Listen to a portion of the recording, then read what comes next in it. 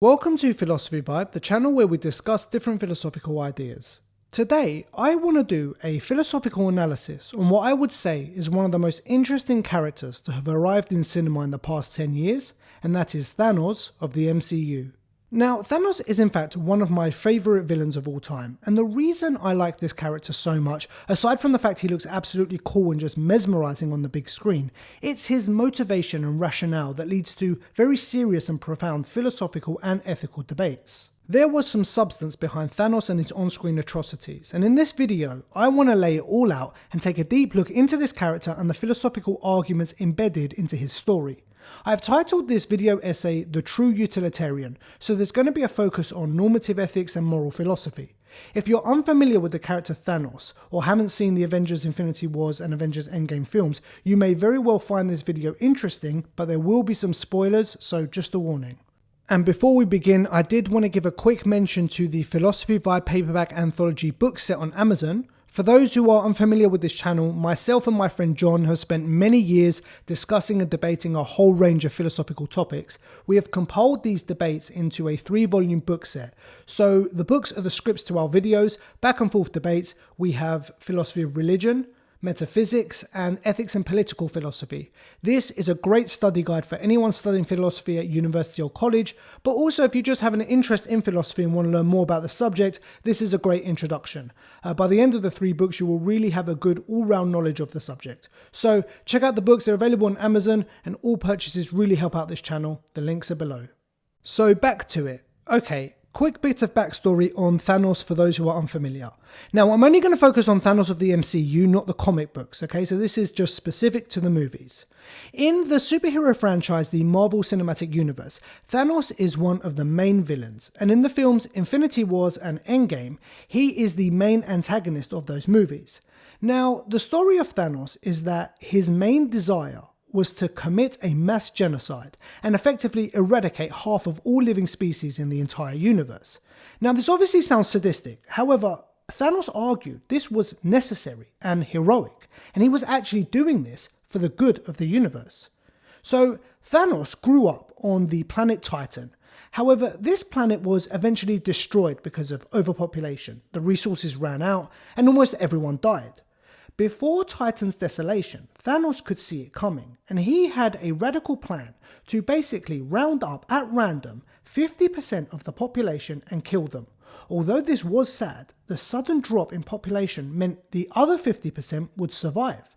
There would be enough resources to go around and the species would have a chance at survival. And this 50% is completely random. It's not based on class or wealth or status, it's a random selection. The rationale was simple. Either 100% of the people die or 50% of the people die. And in order to save the 50%, we need to kill the other 50%, otherwise everyone will die. Thanos' idea was seen as too drastic and dismissed, and over the years, the planet of Titan completely destroyed itself. The entire race went extinct with only Thanos surviving. Now imagine that. Your whole planet, everyone you know and love, and everyone they know and love are all gone.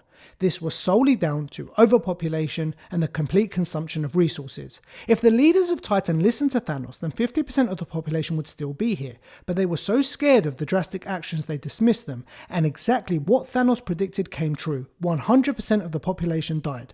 So, according to Thanos, it was simple.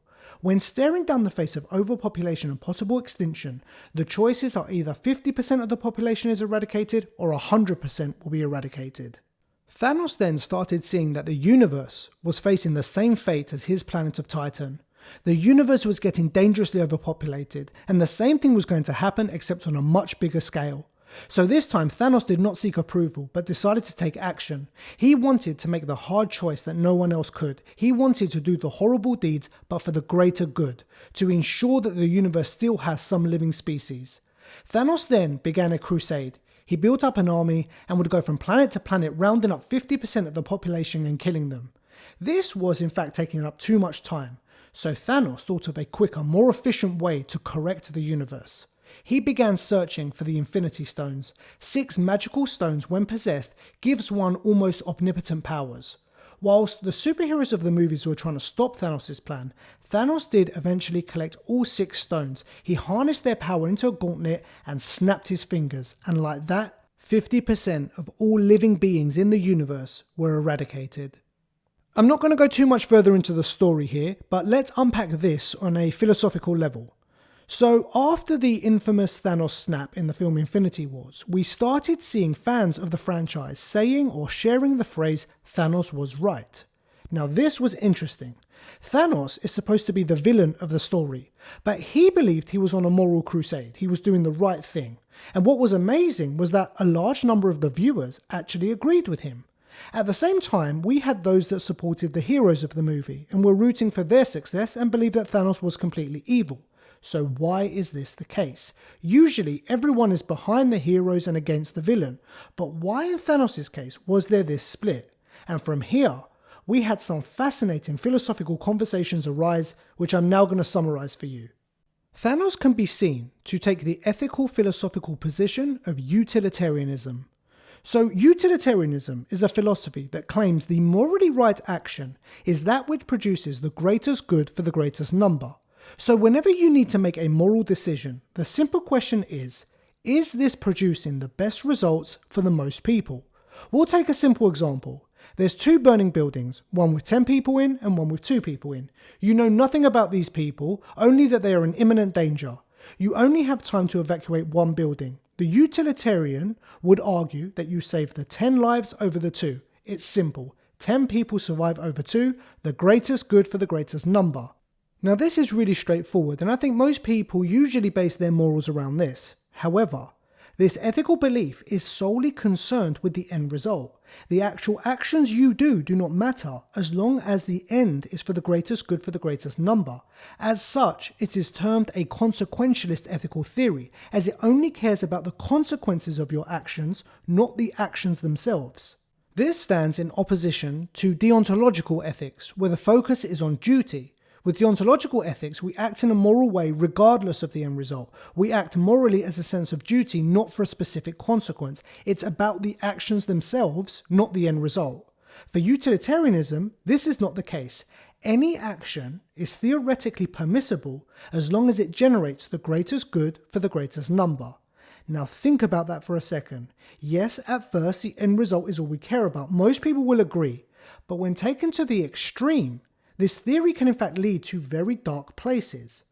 If you say have 5 people all suffering from different organ failures and about to die in the next 24 hours, and you cannot get 5 organ donors in time, theoretically, this theory would permit one to go onto the street, grab a random person, murder them and harvest their organs. Remember, murder in and of itself is not technically wrong, it's just down to the end result. And if the end result is the greatest good for the greatest number, then a cold-blooded murder is completely permissible. Now, who honestly truly believes that murdering a random person for their organs is morally right? But this is where a pure utilitarian outlook can lead. I am simplifying this, I do admit, and there are lengthier debates around this, but generally, this is an obvious criticism of the theory. We do have a philosophical debate around utilitarianism on the channel, so check out that video if you're interested. Now let's bring this back to Thanos. The argument can be made that Thanos is a true utilitarian, the best utilitarian that can be. Thanos believes without his intervention, every living being on the planet will die. So Thanos rationalizes to kill 50% at random. This is fair, and this will save half the population. The greatest good for the greatest number. If 100% of living beings are facing their death, you need to do whatever you can to save the most people. Thanos believed this was to preemptively kill 50% of the beings. If we assume that yes, 100% of living beings will die, and yes, killing 50% of the living beings means the other 50% will live, then of course, the greatest good for the greatest number is to eradicate 50% of all living species. According to the utilitarian principle, this is actually the moral thing to do. This is morally right, and that is why Thanos did not see himself as an evil villain, but as a moral hero making the hard choices for the greater good of the universe. As such, we saw fans of the MCU siding with Thanos because, of course, they must be utilitarians, and they must agree that when we stare down 100% eradication, that 50% is obviously more desirable. And so the slogan went that Thanos was right. Thanos attempted to save half the living species rather than let everyone die. So let's discuss. Was Thanos actually right? And more so, is Thanos a true utilitarian? I'm going to argue no to both, and here's why. Thanos had such a simple solution to what appears to be a very complex problem. Now, I'm not saying there was no rationale or basis behind this, but let's be honest, this is an extreme utilitarian position, and I would say the ones who agree have extremist sentiments. You are looking for a quick, sure thing solution, so bang, one snap and the problem is gone. But so many people feel that what Thanos done was wrong, and why did the heroes of the story try to stop him? It can be argued that this was down to deontological sentiment, right? We shouldn't kill no matter what. Murder is wrong in and of itself, so it's better to let everyone die than to actively kill even one person. But this is an extreme deontological position, and I wouldn't say this was a reasonable position either. So why was Thanos wrong? Well, consider this. If we're in a position where we could save the universe along with 75%, or 90%, or even 100% of all living beings, then even for the utilitarians, this is a more desirable outcome, as this is the greatest good for the greatest number and will have the fewest amount of deaths. So ultimately, it all boils down to the question, was this the only way? Was the Thanos snap, was the 50% eradication of all living species the only way to save the universe? Let's not forget, Thanos was basically omnipotent. He had all 6 Infinity Stones. With this level of power, he could have doubled the resources of the universe, tripled them even, made enough for everyone, but he went straight to genocide. Now, some may argue that Thanos didn't add more resources as eventually, given enough time, the universe would be back at the same point and we'd be facing the same problems. Fine, maybe, but not definitely. But maybe. But even so what? Your solution is to reduce 50%. The same thing would happen given enough time, right? Even if you halve the population, whether you halve the population with the same amount of resources or double the resources with the same amount of population, it's more or less the same thing. The only difference is one doesn't lead to trillions and trillions of deaths imminently. But there's another argument in favor of the Thanos snap, and that is the fear that is needed, right? The living beings needed to see half the population eradicated to put themselves in check, to be terrified that this doesn't happen again and control themselves and their population and their accumulation of resources. Sure, fine, but I think this message could have been sent with 10% eradication, alright? 20%, alright, 25% max. You didn't need 50%, and the rational utilitarian would agree. If the fear can be set with 10% deaths, then stop there. Any more is no longer the greatest good for the greatest number. In addition, were the deaths even necessary? The main problem here was overpopulation and not enough resources, but again, we're talking about an omnipotent being, so why not add the resources, but say, make half the population sterile so they can't reproduce, or make it impossible for beings to have more than one offspring. Within 3 or 4 generations, the universe will correct itself. The fact that Thanos went straight to genocide without trying anything else seems as though he wanted war and murder, and it was about the killing rather than saving the universe. And perhaps this was just a front to try and make a hideous genocide seem like a moral virtue. And I think this was actually reinforced in the Endgame movie. The heroes went back in time to try and stop Thanos, and during one of their battles, Thanos in fact said the following: "I will shred the universe down to its last atom, and then with the stones you have collected for me, create a new one teeming with life that knows not what it has lost, but only what it has been given." Think about this for a second. He claims to be trying to save the universe from 100% eradication, and then he threatens to 100% eradicate the universe. How exactly does that make sense? Thanos went from, I will kill 50% to save 50%, right to, I will kill 100%. So it was never about saving the universe, it was about war, death, and power.